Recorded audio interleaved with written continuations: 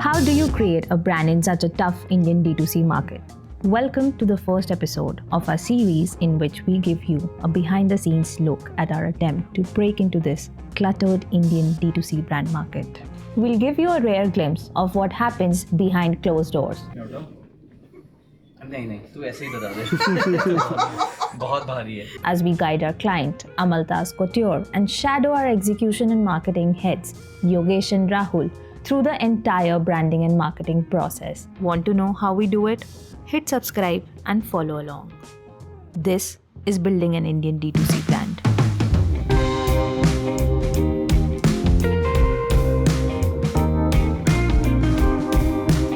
We are SimplePlan Media, a branding and web design consultancy based right here in New Delhi, India. Since 2015, we've been supporting and working with brands on their 0 to 1 journey. In a marketplace full of noise, we believe in the power of simplicity. Through thoughtful design and strategic marketing, we help brands find their authentic voice in an ever-evolving marketplace.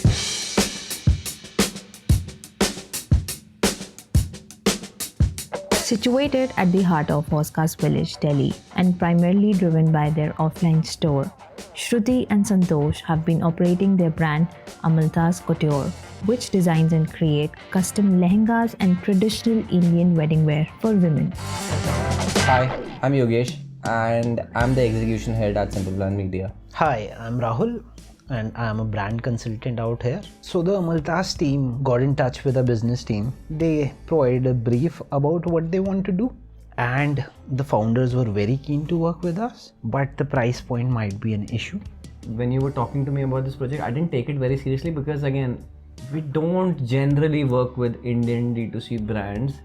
I always wanted to, because I wanted to build a brand that can make an impact locally, because we are based out of Delhi, and if we can build a brand that is Delhi based, it'll be fun. They wanted to make this work, the kind of handcrafted work they are creating, more accessible to the population, and they feel like it's a designer mafia sort of a situation where you can charge as much as you want just because you have a label. The beauty of the brand was that it wasn't a primarily D2C brand. They had a retail store as well. Now they wanted to introduce a new line to scale the brand.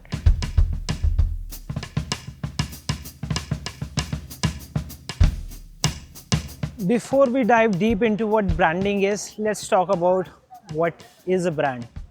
A brand is a feeling. Because it exists in consumers' mind, it's not a real entity. It's an ethereal concept. And when enough people feel the same way about your products or services, you have a brand. Otherwise, it's just a commodity or a service that you are selling. Since brand is a feeling, branding is the act of managing those feelings. It can be done through messaging. So what you say, how you say it, aesthetics, the look and feel, and the actual experience.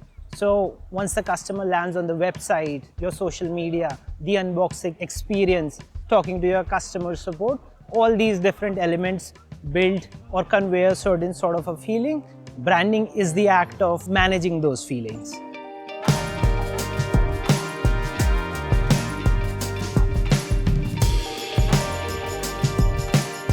Through their masterful blend of heritage and contemporary design, Shruti and Santosh have been operating Amaltas with attention to detail, passion, and grit. But now, it's time for their next challenge, taking it to the next level by making their brand more accessible and taking it online.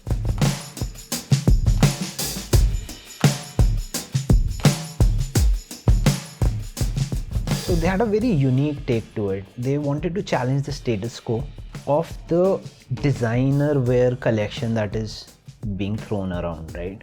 The quality of a premium level or a luxury label brand at pricing which is accessible to everyday women. They wanted to make this work, the kind of handcrafted work they are creating, more accessible to the population. So we decided let's have a chat with the founders and see where it goes. We were blown away by the energy of the founders, Shruti and Santosh. The initial conversation, they were like, oh, they have so much energy. कैसे बनाना है, fun बनाना है, क्या करना है? Be us.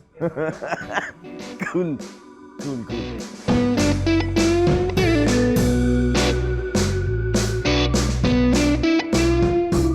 was born in Hauz Khas Village, born and brought up.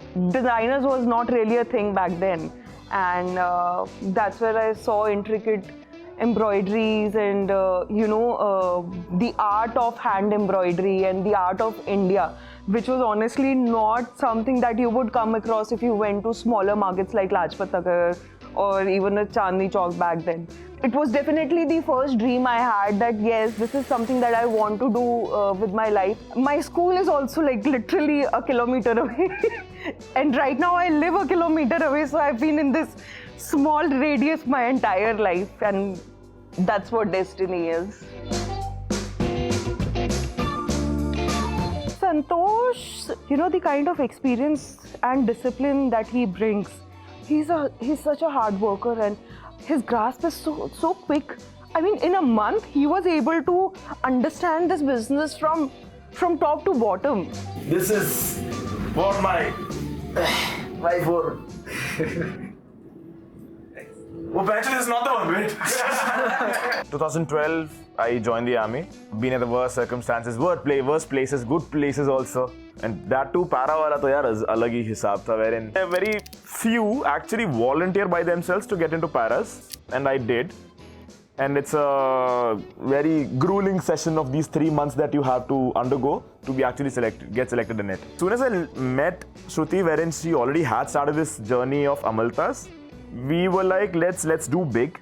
Initially, it was only limited to scaling up the business, but later we felt like probably there was more to do with it, as the bridal industry is a very seasonal business. We don't want to do the exact thing as to what the other players do in the market. So, जब हम initially start कर रहे थे, हम सोचे थे let's do everything. So there was not a definite path that we were actually looking at, which is a wrong way to look at the business.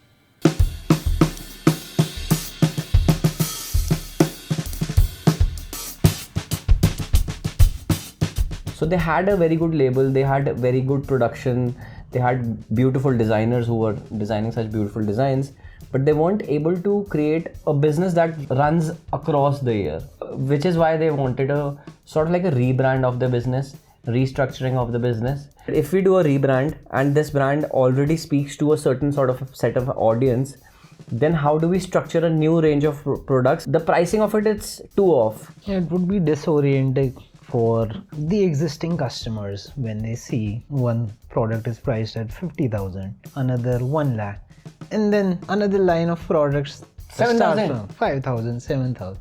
If we are creating a new line that is catering to a larger population, that would conflict with the core ethos of the existing brand. So we decided that a new brand, a new D2C brand would be the best possible way to move forward with this. Whenever a brand or an organization wants to launch a new range of products or services or something that is very different from what they have been doing, and it's different in terms of the tonality, the messaging, and how this new range of products needs to communicate with the end users, then generally a sub-brand is created so that the original brand's tonality and the messaging and the visual look and feel isn't diluted. A relevant example is Nexa. So Maruti Suzuki has been relevant in the market since so many years, and they came out with Nexa just because it was targeting a very different set of audience. They wanted to create a premium brand for the cars which people didn't resonate Maruti Suzuki with, because that was a more affordable brand for everyday audience. So that's in essence what a sub-brand is. You don't want to dilute the original brand. You want a very focused, a hyper-focused new brand. So you create a sub-brand that is a little different.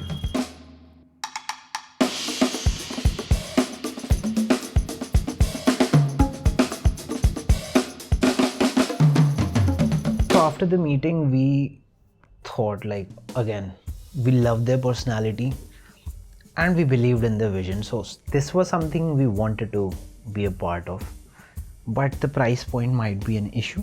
And that's when we got creative, and that's when the idea of documenting this series came up. And this wasn't something that we are reinventing a wheel. When we launched, Future had already done something like this, and it was such a valuable resource for so many founders. And as soon as we saw it at that point of time, It was like an industry gold standard, like how detailed process everyone can show. Like, and sure, our process was already very aligned to that, but the sheer audacity to open the doors and tell it to the world that this is our real process. So we thought of why not build this for the Indian context. We knew that we had to, if we had to work with them, we needed to get a lot creative. Yeah, I think we don't operate in the same price bracket. So that's why we thought, okay, let's finally make a video series. In the next episode, through the discovery session, we'll dive deeper into Amaltas' core business needs and uncover the less visible aspects of their brand. We'll use the information attained in the discovery session to pave the way ahead and create strategy and art directions, which eventually helps in designing what our logo would look like. Stay tuned for our next episode and hit subscribe. This is Building an Indian D2C Brand.